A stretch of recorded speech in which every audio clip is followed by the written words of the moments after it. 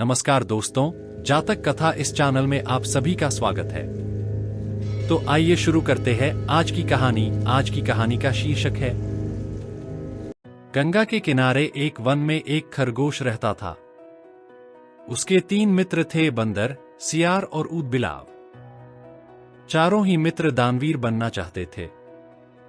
एक दिन बातचीत के क्रम में उन्होंने उपोषद के दिन परमदान का निर्णय लिया, क्योंकि उस दिन के दान का संपूर्ण फल प्राप्त होता है। ऐसी बौद्धों की अवधारणा रही है। उपोषद बौद्धों के धार्मिक महोत्सव का दिन होता है। जब उपोषद का दिन आया तो सुबह सवेरे सारे ही मित्र भोजन की तलाश में अपने अपने घरों से बाहर निकले।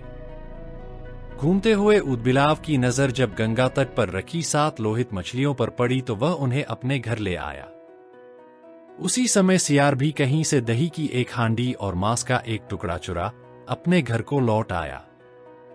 उछलता कूदता बंदर भी किसी बाग से पके आम का गुच्छा तोड़ अपने घर ले आया।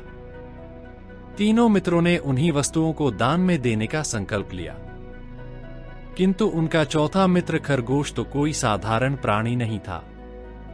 उसने सोचा यदि वह अपने भोजन अर्थात घासपात का दान जो करे तो दान पाने वाले को शायद ही कुछ लाभ होगा। उसने उपोषद के अवसर पर याचक को परम संतुष्ट करने के उद्देश्य से स्वयं को ही दान में देने का निर्णय लिया। उसके स्वयं के त्याग का निर्णय संपूर्ण ब्रह्मांड को दोलायमान करने लगा और शक के आसन को भी तप्त करने लगा। वैदिक परंपरा में शक को शक्र या इंद्र कहते हैं। शक ने जब इस अति अलौकिक घटना का कारण जाना तो सन्यासी के रूप में वह उन चारों मित्रों की दानपरायणता की परीक्षा लेने स्वयं ही उनके घरों पर पहुंचे।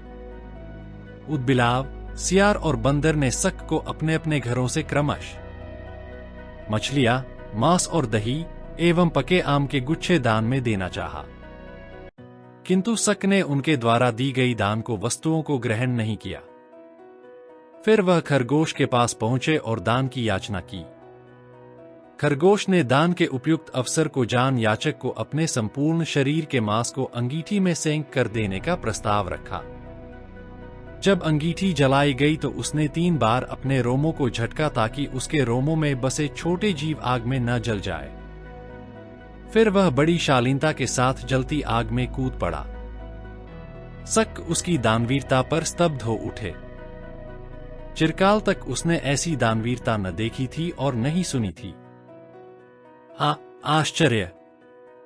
आग ने खरगोश को नहीं जलाया, क्योंकि वह आग जादुई थी, शक के द्वारा किए गए परीक्षण का एक मायाजाल था।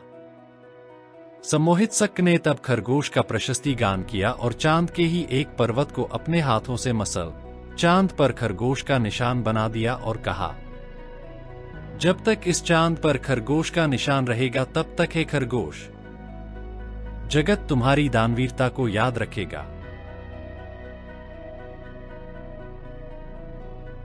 याद रहे, हमारे अच्छे विचार ही हमारी सबसे बड़ी ताकत है।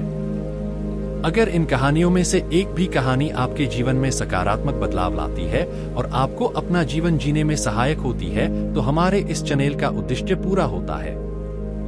ऐसे ही जातक कथाएं सुनने के लिए जुड़े रहिए हमारे साथ। और हाँ, चैनल को लाइक, सब्सक्राइब और शेयर जरूर करें।